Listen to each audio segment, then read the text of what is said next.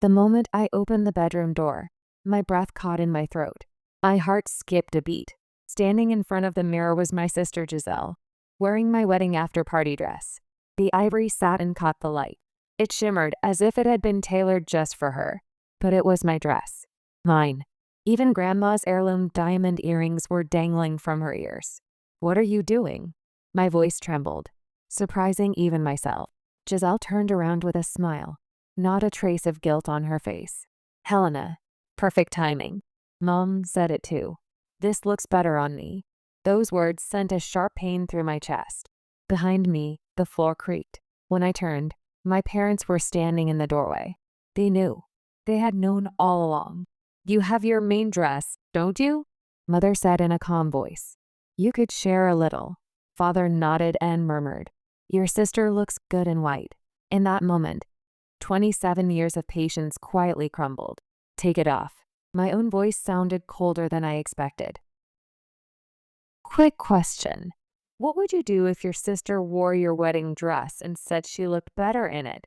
Drop your answer in the comments. And if you're enjoying this, hit like and subscribe. Chapter 1. The Stolen Dress. My name is Helena Carter. For 27 years, I'd been the family's mediator. When someone got angry, I stepped in. When someone cried, I comforted them. I believed it was my mission to keep the peace. From childhood, I was treated as the quiet peacekeeper of the house. When Giselle cried, I gave in. When Mother was angry, I apologized. When Father fell silent, I filled the gaps. No one called it sacrifice, but my life was built on the price of harmony. Yet that day, I finally realized the truth, that peace only existed because I was the one sacrificing everything. The moment I opened the bedroom door, my breath caught. Standing in front of the mirror was my sister, Giselle. She was wearing my wedding after-party dress. The ivory satin reflected the afternoon light. It made her skin glow softly. The scene was breathtakingly beautiful, and at the same time, it felt ice-cold in my chest. She hadn't noticed me. She was turning, adjusting angles, posing slowly. Every time the satin hem brushed the floor, a soft rustling sound echoed. Her movements were so natural, as if she'd always believed this room was hers. That dress was something I'd spent 3 months searching for. The delicate lace, the waistline. The moment I first saw it, I knew it was the one. When the boutique assistant opened the box that day, my heart leapt. The satin absorbed light like nothing else. The texture was silky smooth, and when I saw myself in the mirror, I smiled. Finally, it's my turn. I still remember the warmth when my fiancé James smiled at the sketch. But now, that dress wrapped around my sister's body, and Grandma Rose's diamond earrings, the ones she'd entrusted to me, were swaying in Giselle's ears. That sparkle was now in her hands. "What are you doing?" My lips felt dry. My voice came out smaller than I'd expected. But Giselle noticed and smiled brightly. "Helena, perfect." Mom said it too. "This dress suits Giselle better." In that instant, something inside me turned ice cold. Why could she steal other people's things so naturally? Before I could even catch my breath, the floor creaked behind me. I turned to see my parents standing in the doorway, as if they'd been there all along, watching. Mother's eyes weren't on me.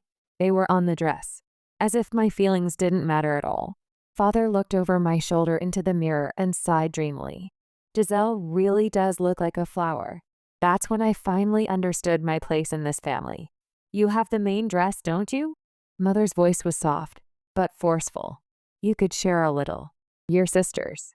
Father continued. "Your sister looks good in white. She photographs well." Something inside me shattered with a sound. How many times had I endured this? At my college graduation, I bought shoes. Giselle said, "Lend them to me." She wore them out and broke the heel before returning them. She took my designer bag without asking. She spilled makeup and ruined the leather. And still, my parents laughed and said, "You're family. Don't worry about small things." But the worst was last winter. At the time, I was a stylist trying to land a big opportunity. I'd prepared the perfect outfit for a senator's daughter. Just before delivery, I was doing a final check. That morning, Giselle said, "Just let me borrow it for an hour." When she returned it, the jacket had red wine stains. There was no way I could give it to the client. I nearly lost my job. My boss's cold eyes and words still haunt me. There won't be a next time. And yet, my parents repeated the same line. It was an accident. She's your sister. I stared at Giselle. She was gently swaying the hem of the dress, admiring herself. What do you think? Perfect, right? Don't you think it suits me better? Those words were the trigger. My heart pounded. The sound echoed in my ears. Anger and sadness I'd suppressed for years began to take a different shape, not as tears, but as words rising up, as resolve. For a moment, I couldn't speak. My throat felt tight. A memory flashed through my mind. I was 7 years old. It was my birthday. I'd unwrapped a music box I'd been dreaming about for months. The ballerina inside spun to a gentle melody. But Giselle started crying. She wanted it. She screamed until her face turned red. Mother knelt beside me and whispered, "Be a good big sister. Let her have it." I remember handing it over with trembling hands. The adults smiled and praised me for being so mature. But no one asked if I was okay. No one saw the tears I held back. That music box broke within a week. Giselle never even thanked me. I'd spent 20 years convincing myself that moment didn't matter, that being the good daughter was enough.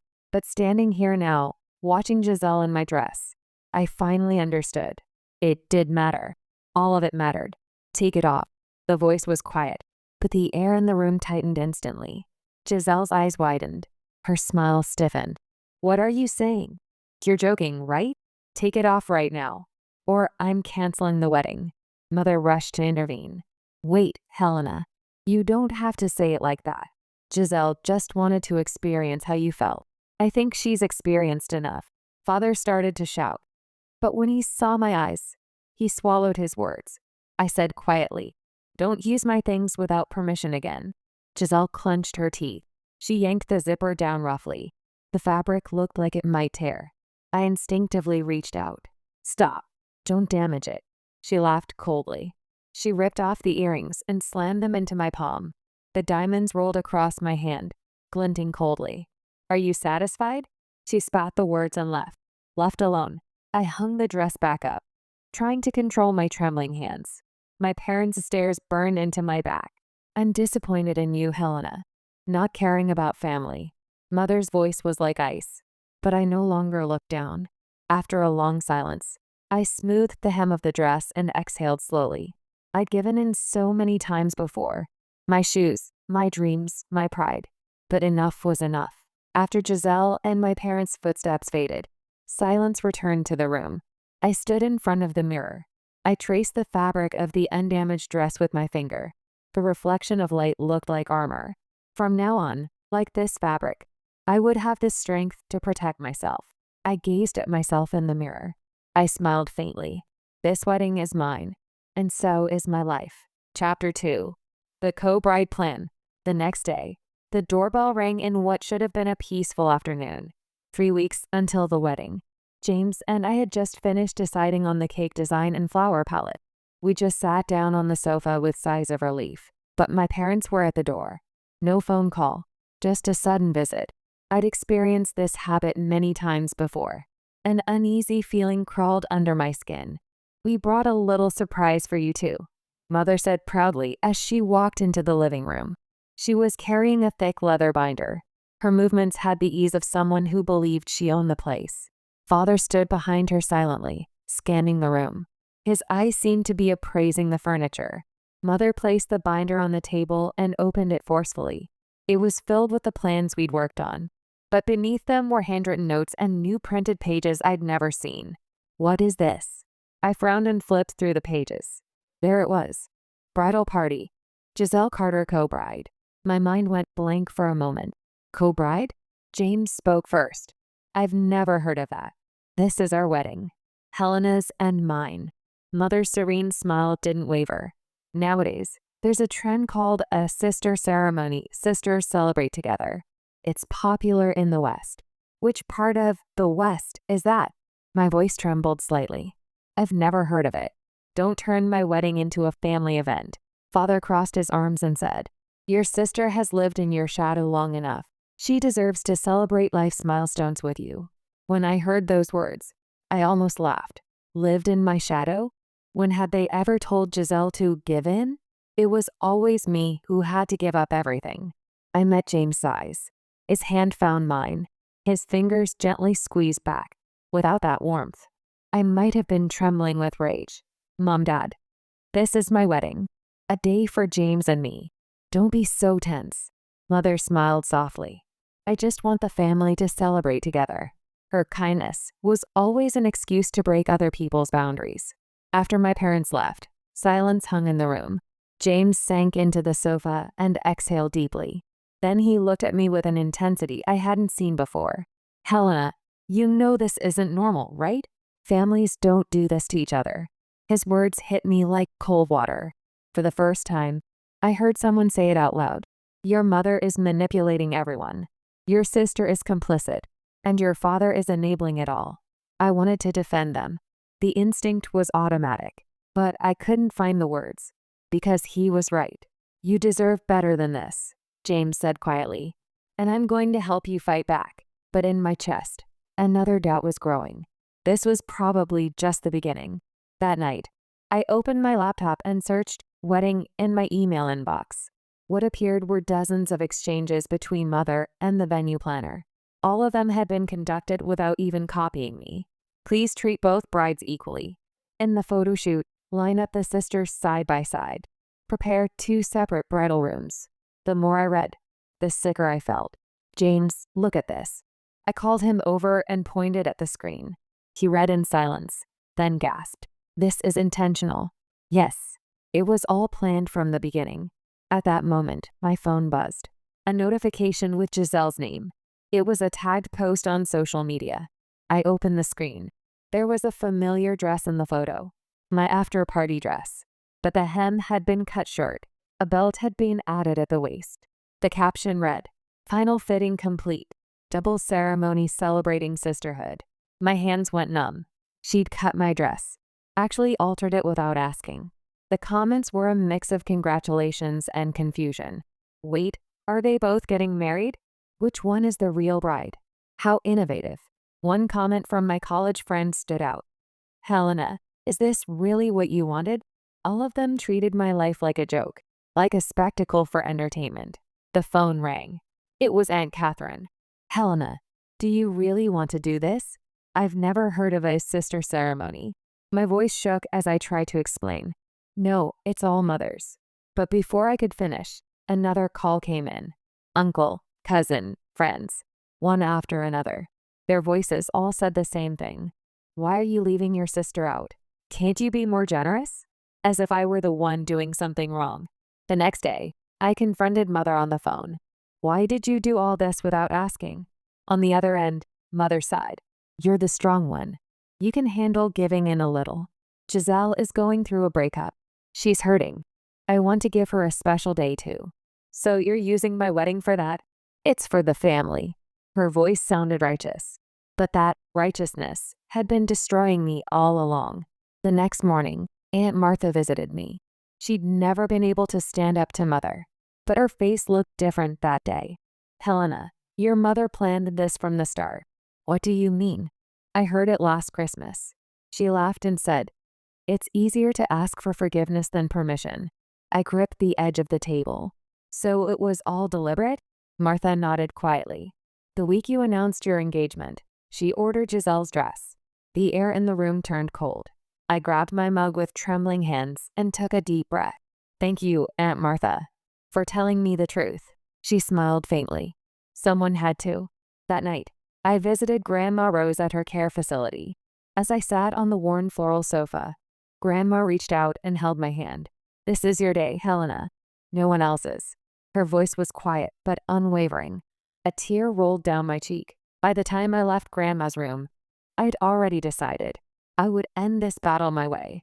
What came next was a retaliation they wouldn't see coming. I would reclaim the dignity stolen in the name of family. Chapter 3. Grandma's support and preparing for the reversal. Grandma Rose's house sat on a hill, away from the noise of the city. When I stepped inside, the familiar scent of cinnamon and old books greeted me. I stood in the entrance, swallowing the rough emotions in my chest. The accusations from my family still echoed in my ears. The moment Grandma saw my face, she smiled as if she understood everything. Those kids again. Those words alone made me feel understood. My eyes welled up with tears. I sat on the sofa and told her everything. Mother's sister ceremony scheme, the social media chaos, the family's accusations, and most of all, the feeling that my life was no longer my own. Grandma listened in silence. After a while, she smoothed the wrinkles on her hand and said, "Your mother did the same thing to my sister once." I looked up in surprise. Mother did? Yes. At your Aunt Louise's wedding, she wore a white dress and stood next to her for photos. She said she wanted to celebrate together as sisters. Your grandfather didn't stop her. In the end, they didn't speak for 30 years. Grandma's voice was calm, but I could sense the pain beneath it. She paused, then continued, "But that's not the only thing your mother did." I leaned forward, my heart pounding. When your mother was 23, she had a close friend named Catherine. They'd known each other since high school. Catherine got engaged to a kind man named Robert. Your mother was supposed to be the maid of honor. Grandma's eyes grew distant, as if seeing the past. But your mother couldn't stand seeing Catherine so happy. She began meeting Robert secretly, told him lies about Catherine, made herself seem like the better choice. 3 months before the wedding, Robert broke off the engagement, and a year later, he proposed to your mother instead. My breath caught. That's horrible. Yes. Catherine was devastated. She moved to another state and never spoke to your mother again. Your mother married Robert, but the marriage lasted only 2 years. He left her when he discovered the truth. By then, the damage was done.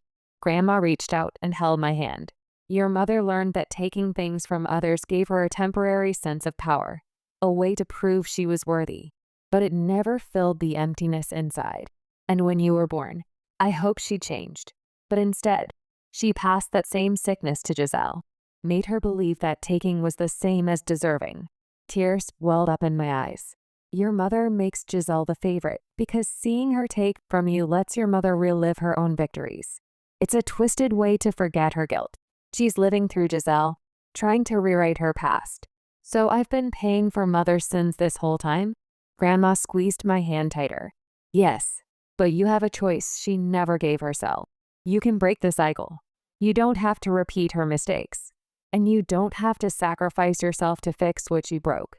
Blood ties can be a curse. That's why someone has to break the cycle. Grandma slowly stood and walked to an old chest. Grandma set down the tea quietly and looked straight at me. Your mother has been obsessed with being the chosen one since she was young. She tried to affirm her worth by standing above others. But living that way only loses love. Once, she stole a friend's fiancé. She never confessed it. She kept wearing the mask of a proper mother. She made you prioritize Giselle to forget her own guilt. Grandma's voice was gentle, but pain lingered beneath. I was speechless. I realized mother had repeated the same sin to protect herself, and it was my turn to end the cycle. The lock creaked open. Inside were old envelopes and wrapped cloth. Helena, this is something I've been holding for you. She handed me a property deed and a thick stack of documents. I gasped in surprise. This has my name on it. Yes, when you turned 25. I put my house in both our names, so they couldn't sell it or move the title without you. Grandma's eyes looked straight into mine. It wasn't just a house deed. It was the key to freedom Grandma had left for me. Your mother is someone who gets angry when things don't go her way. But you're different. You have the power to choose. Grandma smiled and held my hand. Stop being the one who gives in. You can be the one who protects. Grandma's words sank into my heart, like frozen ice slowly melting. That night, I made my decision. The next day, I found a new wedding planner. Someone with no connection to mother. The woman who answered, Tasha, had a direct and reassuring voice. So essentially, you want to remove the second bride. It's not removal. She never existed in the first place. Understood. Let's start by tightening security. She quickly introduced staff and contacted the venue. From now on, we'll verify identity strictly. No changes will be accepted unless from Helena Carter or James Wells. Hearing those words, a small fire lit in my chest. That same day, James' college friend Marcus came to help. He was an IT security expert. He sat at the computer and worked efficiently. Your mother might be sharing email access. Let's change all your passwords and set up two-factor authentication. With every keystroke, I felt myself taking back control. I also called the venue manager directly. This is the bride, Helena Carter. According to the contract, no one else has authorization to make changes. Do not respond to any contact from my mother or sister. The woman on the phone replied immediately. Understood. We'll update all records. After I hung up, I exhaled in deep relief. The weight in my chest felt a little lighter. That night, I accessed online banking. I paid off all the wedding costs my parents had said they would cover. The confirmation on the screen wasn't just numbers. It felt like a declaration of independence. I would no longer let them hold the chains of money over me. The night breeze blew across the quiet balcony. The curtains swayed. The scent of coffee filled the room. James sat next to me and smiled gently. Your face looks different. Freer. Maybe. I laughed. I've always erased myself to protect the family. But I don't have to be the protector anymore. I'm going to live for myself. The next weekend, I visited Grandma again. She was tending flowers in the small garden. She turned and smiled. You've taken care of everything. Yes, the venue, the costs, the contracts, all sorted. That's good. You have no obligation to explain your life to anyone. Grandma walked slowly and took a small key from an old wooden box. Put your dress and earrings in this box. It'll be safe here. No one can touch them. My name was engraved on the box's surface. I ran my finger over the cold metal and took a deep breath. Thank you, Grandma. No need to thank me. Fortune always favors those who have the courage to protect their own lives. On the drive home, the city lights outside the window blurred. I gazed at those lights and thought, this time, I won't let anyone take it. I'll write my own story with my own name. In the quiet night, my heart finally settled. Anger and sadness all transformed into a new resolve. The obedient daughter I used to be was gone. The next storm that came would be one I chose. And beyond it waited the morning of justice, when I'd reclaim everything stolen from me. Chapter 4. The Reclamation Wedding. On the morning of the wedding, I looked up at the venue through the car window. The white stone building reflected the cold light under overcast skies. The exterior was elegant, but inside, a storm was raging. I could see my parents and Giselle standing at the entrance. Mother was frantically talking to staff. Father was waving a contract around. Next to them, Giselle stood in a white dress as if she were the real bride. That dress was a copy of my wedding dress.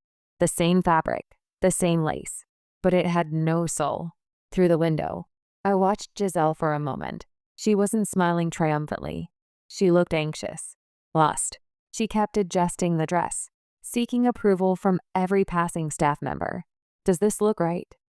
I heard her ask. Do I look like a real bride? Giselle stood in front of the mirror, adjusting the hem. She whispered softly, Mom, will you be proud of me now? There was none of the bold confidence I'd seen before. What I'd witnessed wasn't someone who stole love. It was a girl who'd been begging for love all along. She'd learned the wrong lesson. That taking was the only way to be seen. For a moment, I felt pain and pity for the clumsy way she lived. Knowing only how to take, Mother had made her this way, used her as a weapon. But that didn't excuse what she'd done to me. James squeezed my hand. Ready? Yes. I took a deep breath and waited for the door to open. Outside stood James' college friends. They wore black suits with stern expressions. They looked like professional security guards. They were the guards for today. A makeshift defense line assembled for me. The moment I stepped out of the car, Mother's voice echoed. Helena, why are you here so early?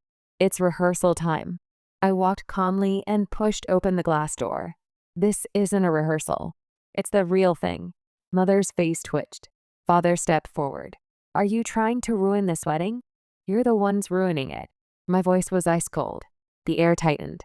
Staff members' eyes turned our way. At that moment, the venue manager rushed over. Miss Carter. Thank goodness. Please, explain what's happening.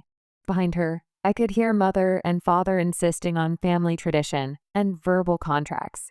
I stood tall and said, I am the bride. This ceremony is for James and me.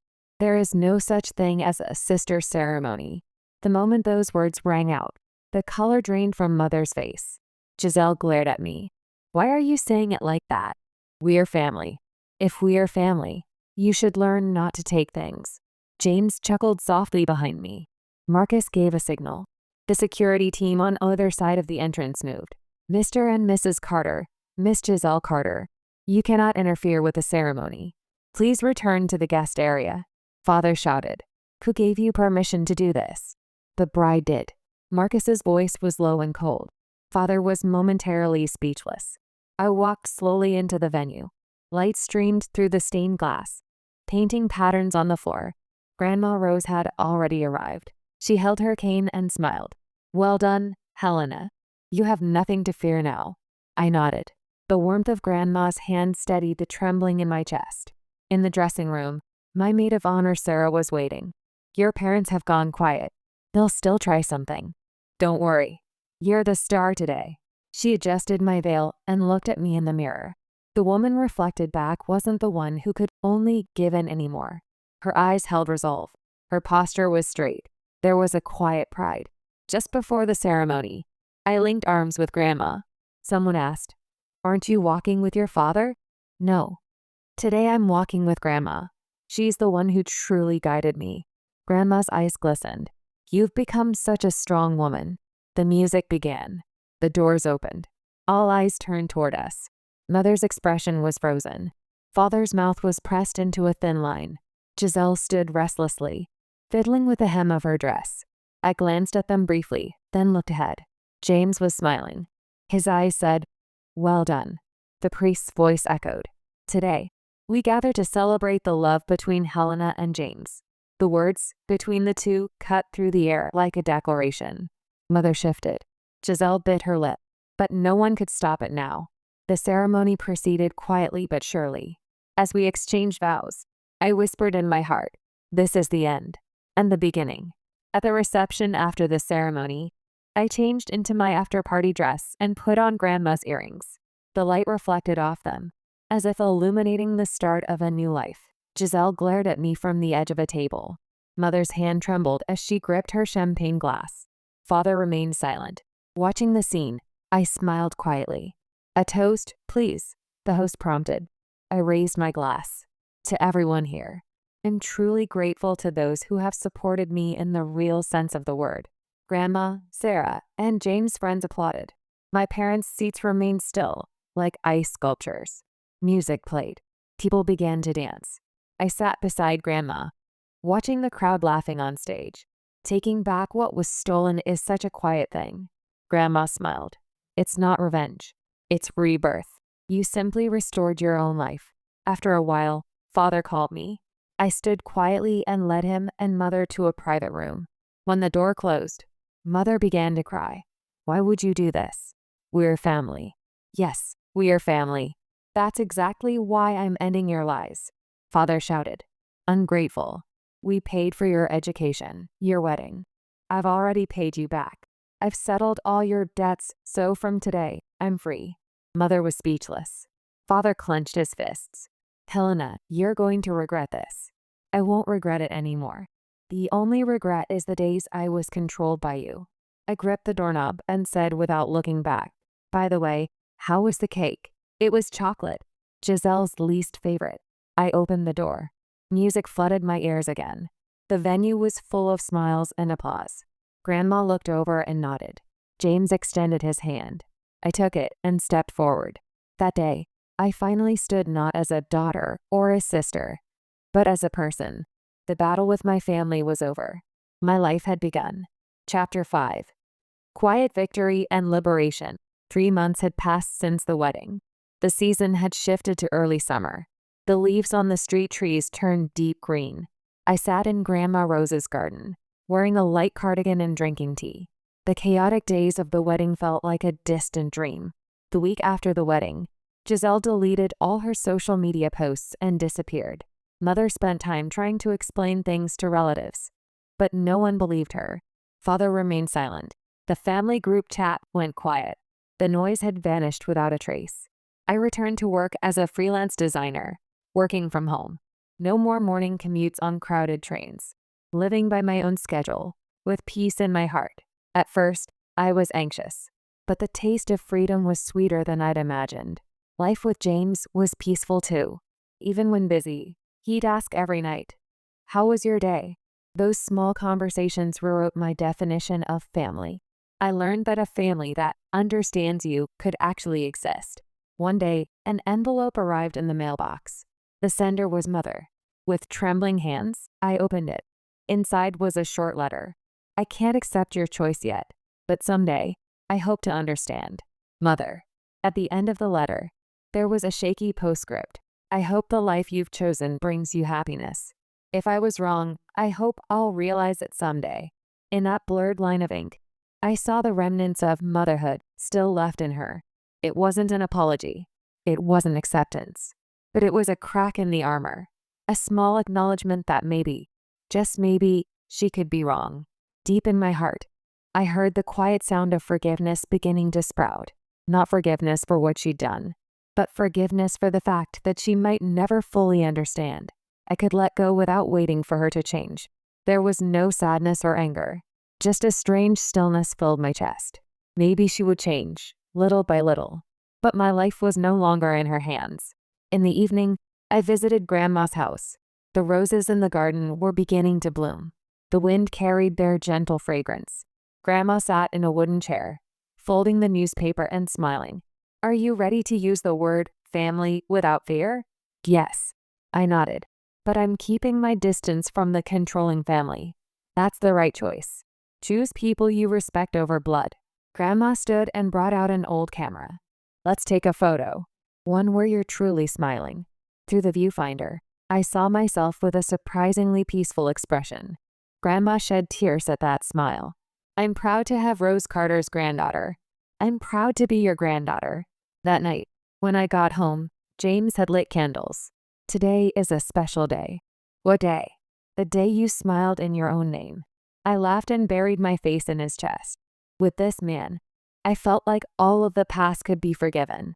The next morning, I woke to light streaming through the curtain, softly illuminating the room. On the desk were yesterday's letter and the photo Grandma had taken. In that photo, I was smiling peacefully. I wasn't hiding in anyone's shadow anymore. I quietly opened the window and breathed in the outside air. Birds sang in the distance. The wind swayed the curtain. The world was as beautiful and free as ever. And I was finally breathing as myself in that world. I opened the notebook on my desk and wrote on the first line, "I will no longer give in." I closed the page and felt certain in my heart. I would not regret the stolen past. I would take pride in the future I chose. Helena reclaimed her life by choosing herself. If this story resonated with you, hit like and subscribe for more. Share it with someone who needs to hear this. What would you have done? Let me know in the comments. See you next time.